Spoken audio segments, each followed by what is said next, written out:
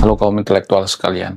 Salah satu yang menarik dari agama Hindu Bali dan agama Sunda Wiwitan itu adalah umatnya atau penganutnya tidak pernah mengatakan agama gue yang paling benar, agama gue yang paling masuk surga, agama lain sesat. Nggak pernah mengatakan seperti itu.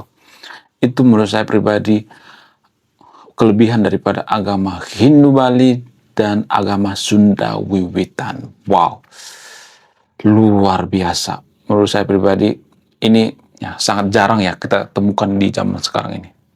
Maka kita harus mengapresiasi sebesar-besarnya umat daripada agama Hindu dan agama Sunda Wiwitan. Kita harus mengapresiasi sebesar-besarnya. Jadi kalau Anda beragama Hindu Bali, kalau Anda beragama Sunda Wiwitan, jangan pernah sekalipun pindah agama. Karena saya sudah baca semua kitab suci yang ada di Konoha. Saya sudah baca kitab suci, ada sekitar 10 kitab suci saya baca ya, kitab suci agama yang ada di dunia ini.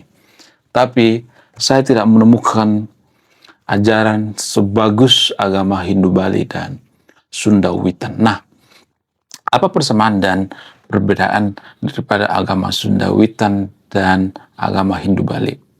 Kenapa Hindu Bali ini atau kenapa orang-orang Bali ini diidentikan dengan orang Sunda? Apa sebenarnya yang menyebabkan kenapa mereka ini bersaudara gitu, seperti saudara jauh gitu? Makanya Bali itu disebut dengan Sunda kecil gitu. Apa perbedaan dan persamaannya? Kemudian beberapa hari yang lalu saya diskusi dengan sahabat-sahabat saya atau teman-teman saya di grup WA. Dan diskusinya itu adalah apakah agama Sunda Wiwitan ini terkontaminasi atau dipengaruhi oleh agama Hindu? Itu yang jadi pertanyaan. Ada yang mengatakan iya, ada yang mengatakan enggak. Nah, yang jadi pertanyaan, bagaimana menurut data? Kemudian bagaimana dengan Hindu Bali? Apakah Hindu Bali ini terkontaminasi dengan agama lokal sebelumnya atau agama leluhur Bali sebelumnya? Apakah ini murni berasal dari agama Hindu yang ada di India? Bagaimana fakta yang sebenarnya? Jadi video ini saya akan bongkar sampai ke akar-akarnya.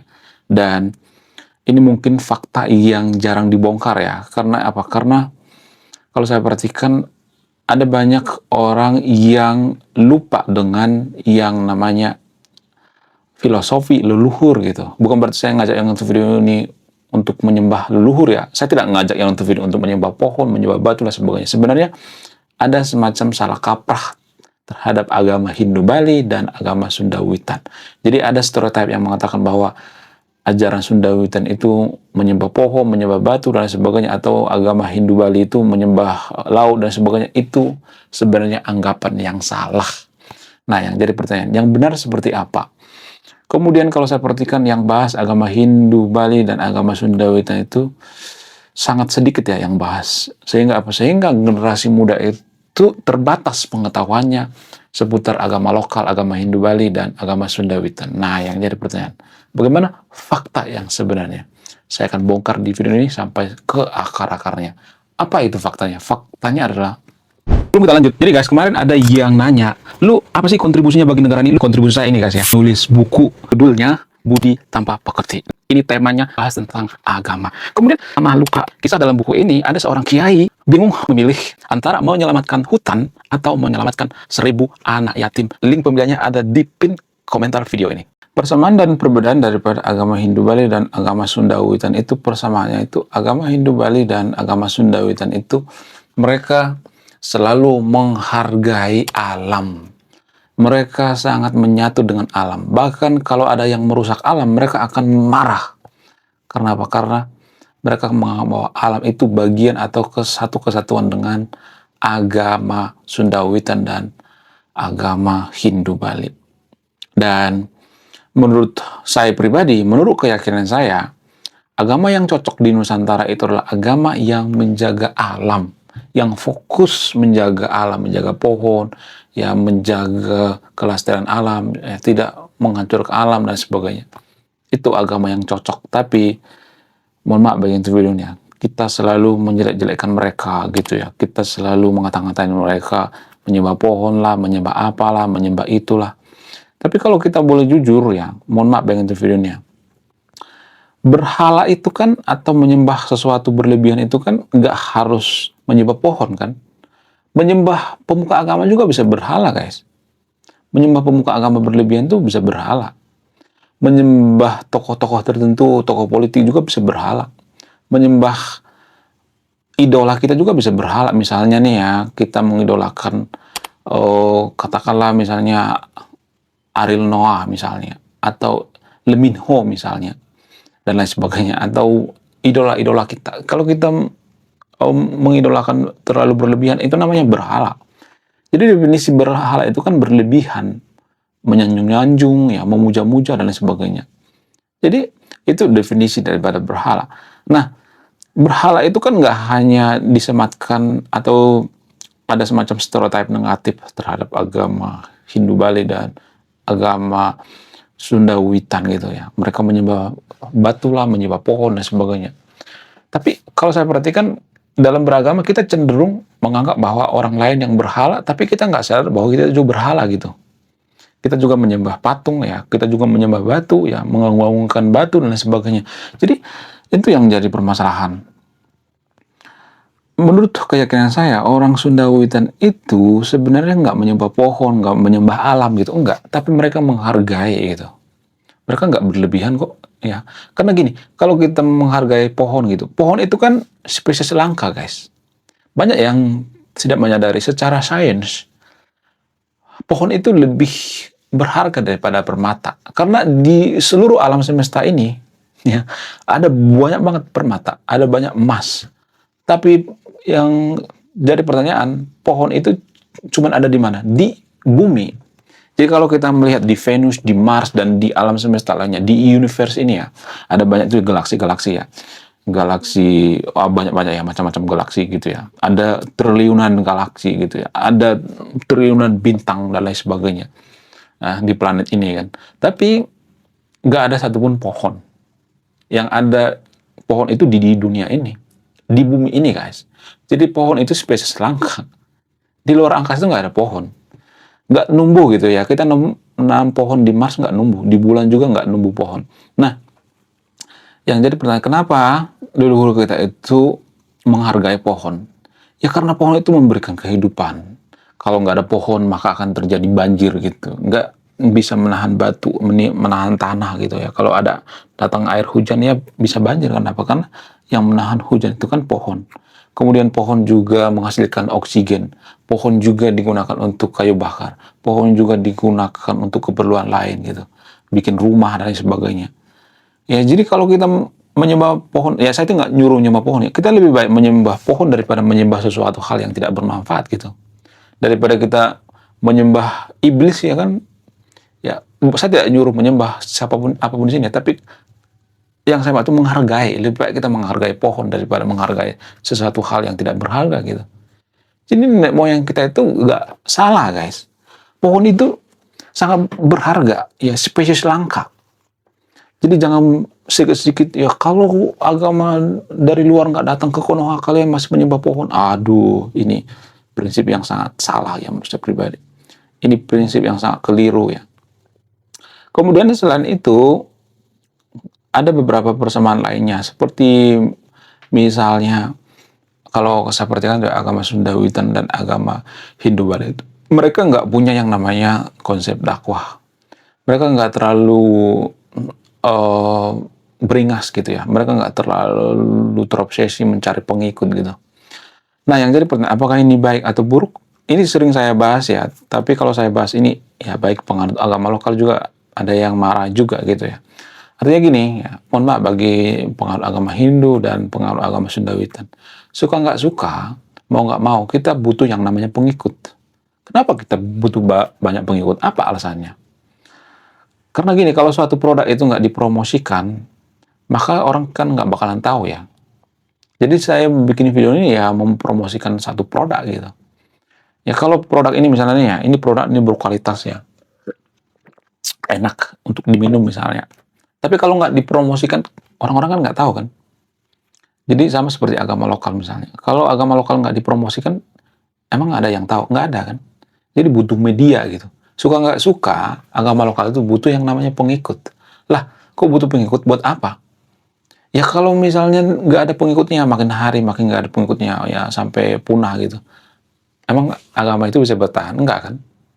Justru di situ, ya ini semacam pedang bermata dua. Ada yang mengatakan, nggak usah nyari pengikut yang banyak-banyak, ya nanti juga mereka datang sendiri.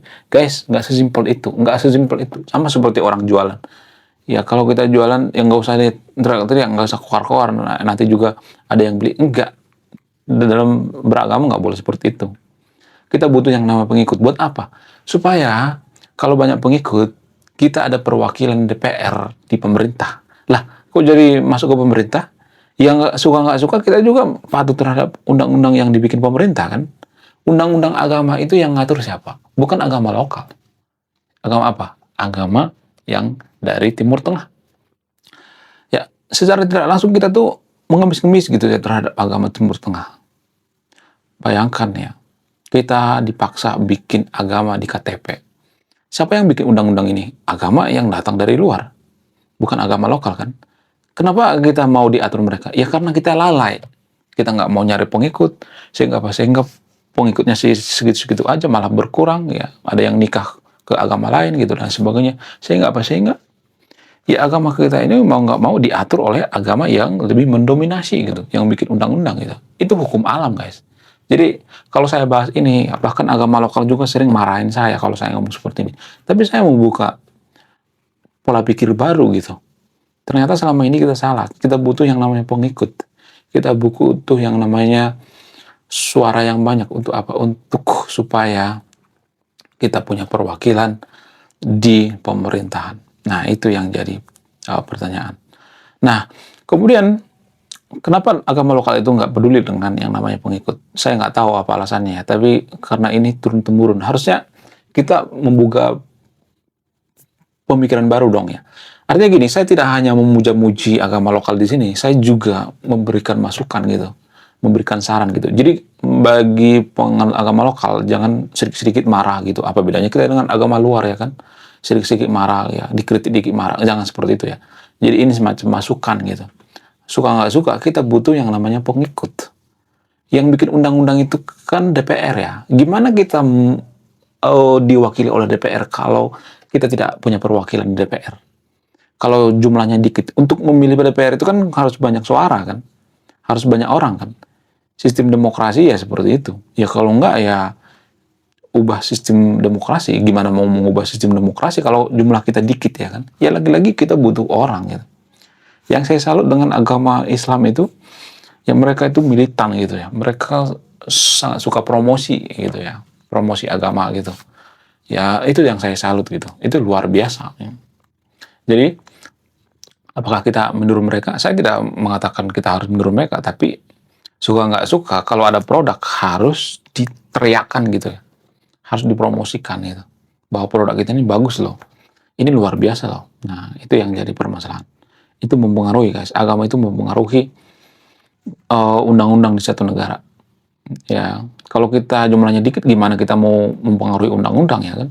Orang jumlahnya dikit gitu. Kan demokrasi kan sistemnya suara terbanyak gitu. Ya banyak-banyakin suara gitu. Kemudian selain itu ya tanpa kita sadari ya ternyata agama Sunda Witan dan agama Hindu Bali ini juga punya perbedaan. Apa itu perbedaannya? Agama Sunda Witan ini sebagian, nggak semua tapi disclaimer on ya. Ini yang jadi perdebatan kemarin di media sosial ya. Perdebatan saya dengan teman-teman saya, dengan sahabat saya di grup WA. Ternyata agama Sunda Witan ini menurut data terkontaminasi dengan agama Hindu. Tapi sebagian lagi enggak. Tidak hanya agama Hindu, agama Islam juga terkontaminasi. Ada pengaruh agama Islam. Makanya dalam agama Sunda Witan itu mereka sebagian percaya dengan Nabi Adam. Tapi Nabi Adam ini dari suku Sunda gitu. Itu dari sudut pandang mereka gitu. Ya sah saja ya, namanya keyakinan kan. Kita tidak bisa menyesatkan keyakinan orang lain. Karena keyakinan itu ya belum tentu terbukti benar juga kan, namanya keyakinan ya kan. Nah, yang jadi pertanyaan, kenapa ada perbedaan gitu? Ya karena agama Hindu itu kan sebenarnya kan sudah lama di Nusantara ya, sudah lama bercokol gitu, sekitar ribuan tahun ya. Kerajaan Hindu itu kan bertahan di Nusantara itu kan ribuan tahun. Ya suka nggak suka, mau nggak mau ya mempengaruhi agama-agama lokal. Jadi agama Sunda Witan, agama terdahulu orang Sunda itu dipengaruhi oleh Sunda Witan. Sehingga apa? Sehingga ada sedikit terkontaminasi gitu. Bukan semuanya. Sama seperti agama Hindu Bali. Agama Hindu Bali juga kan sebenarnya tanpa kita sadari dipengaruhi oleh agama Hindu India, walaupun berbeda. Jadi agama Hindu Bali itu kental dengan agama Hindu, tapi tidak sama dengan agama Hindu India. Karena apa? Karena ada yang namanya evolusi culture atau budaya. Kemudian ya, agama Hindu Bali ini juga bersinkronitas dengan agama lokal. Jadi dulu agama lokal yang ada di Bali itu sudah ada, guys. Nah, itu bersinkronitas gitu. Dipengaruhi oleh agama dari luar juga gitu. Dan agama-agama lainnya gitu ya. Jadi perbedaannya itu. Kalau agama Sunda Wiwitan itu dipengaruhi itu cukup sedikit ya, nggak terlalu banyak ya. Tapi ada unsur Hindunya juga gitu. Tapi kalau agama yang ada di Bali ini kalau saya perhatikan justru agama Hindu itu yang bersinkronitas. Jadi lebih kental Hindu Bali ya. Ya namanya juga Hindu ya kan ya. Jadi itu lebih kental, guys, ya, dan bersinkronitas dengan agama lokal juga gitu ya, agama Tirta dan lain sebagainya, ada macam-macam ya. Kemudian selain itu perbedaannya itu kalau saya perhatikan ritualnya juga beda ya. Ritual agama Sunda ya, walaupun ada persamaannya juga ya, ada ritualnya beda-beda ya. Kemudian agama Hindu juga ritualnya beda-beda. Nah, yang jadi pertanyaan, kenapa ada perbedaan, apa alasannya? Karena agama itu kan berevolusi, tanpa kita sadari agama itu berevolusi. Sama seperti agama Kristen. Agama Kristen zaman dulu banget, ya, waktu abad pertama dengan sekarang sudah berbeda. Ada yang namanya evolusi agama. Ya, bahkan agama Kristen, Protestan, dan Katolik juga berbeda. Pentakosta, yang dan agamanya juga beda-beda kok. Ya, pastor itu kan nggak nikah, pendeta menikah. Ini namanya evolusi, perbedaan tafsir gitu, agama, keyakinan gitu. Kadang-kala ya, mohon maaf bagi pengaruh agama Kristen, agama Hindu, dan agama lainnya. Kadang-kala kita tidak sadar bahwa keyakinan kita itu adalah hasil olah pikir manusia gitu. Kita nggak sadar hal seperti ini. Interpretasi atau penafsiran kita itu hasil pikiran manusia. Sehingga itu bisa berevolusi gitu. Cuman kalau saya ngomong seperti ini pasti banyak nanti yang marah-marah gitu ya. Bukan berarti saya mengatakan bahwa agama itu hasil pikiran manusia, bukan seperti itu. Tapi agama itu berevolusi. Sama seperti manusia. Manusia juga berevolusi kok. Dari dulu ya. Apa evolusi manusia? Evolusi manusia, dulu manusia punya ekor. Makanya ada tulang ekor. Manusia itu punya tulang ekor, guys. Saya tidak ngarang. Ya, makanya harus belajar sains ya. Saya bukan si paling sains, tapi saya suka belajar sains juga. Manusia itu punya ekor dulu, guys. Makanya ada sisa-sisa evolusi, yaitu tulang ekor. Kalau misalnya mengatakan, oh nggak mungkin manusia punya tulang ekor. Ya itu ada buktinya tuh, tulang ekor. Saya juga nggak pengen manusia punya ekor. Tapi yang namanya teori evolusi gimana? Ya kan? Mau nggak mau ya ada bukti fakta gitu, yang ilmiah gitu. Bukti yang rigid gitu. Ya, data ilmiah gitu. Menurut kalian gimana? Coba tulis kolom komentar ya. Saya tidak akan berpihak di video ini. Silakan simpulkan sendiri. Kalau saya mengatakan bahwa manusia dulu punya ekor itu, ini agak aneh ya. Tapi ya dari sudut pandang sains seperti itu. Ada datanya, ada sumbernya. Kemudian manusia juga berevolusi, yaitu seputar hidungnya juga gitu, berevolusi. Kenapa orang barat itu hidungnya mancung? Kenapa orang Indonesia itu hidungnya pesek? Nggak semuanya tapi ya. Ya, terutama ya kalau saya perhatikan yang ada di, nggak semuanya tapi di sekelumurnya, ada di daerah-daerah gitu ya. Hidungnya pesek gitu. Kenapa bisa seperti itu? Apa alasannya? Karena evolusi terhadap lingkungan. Di Eropa itu oksigen nggak sebanyak di Nusantara gitu. Sehingga mereka butuh hidung yang panjang, runcing untuk apa? Untuk hidung yang gede gitu ya, yang panjang ya, lubangnya gede untuk apa? Untuk menghirup yang namanya oksigen. Nah, bagaimana Nusantara? Nusantara banyak oksigen ya, banyak banget oksigen, ngapain butuh hidung yang gede gitu? Supaya apa? Supaya menghirup oksigen? Nggak butuh ya. Jadi ya sedikit saja lubangnya udah selesai. Ya itu yang mempengaruhi. Ya itu namanya evolusi. Kemudian ada banyak ya, gigi kita juga berevolusi kok ya. Gigi manusia juga berevolusi. Ya makin hari gigi kita makin dikit gitu. Karena apa? Karena nggak dibutuhkan lagi untuk mengunyah makanan. Zaman dulu kan, zaman manusia purba itu kan kita mengunyah makanan ya. Ada banyak ya. Kemudian dulu bulu kita tuh tebel gitu. Tujuannya apa? Tujuannya melindungi dari nyamuk gitu ya. Sekarang kan manusia kan sudah punya rumah, sudah bisa berlindung, sudah ada anti nyamuk dan sebagainya. Jadi berevolusi gitu ya. Secara tidak langsung manusia berevolusi. Agama juga seperti itu, berevolusi. Agama terdahulu dengan zaman sekarang berbeda-beda kok. Agama animisme berbeda, agama dinamisme berbeda. Dari dulu ya, agama menyembah leluhur berbeda sampai sekarang ini, berevolusi. Jadi kalau Anda beragama tertentu jangan terlalu bangga gitu, karena agama itu ya bisa berevolusi gitu, tanpa kita sadari.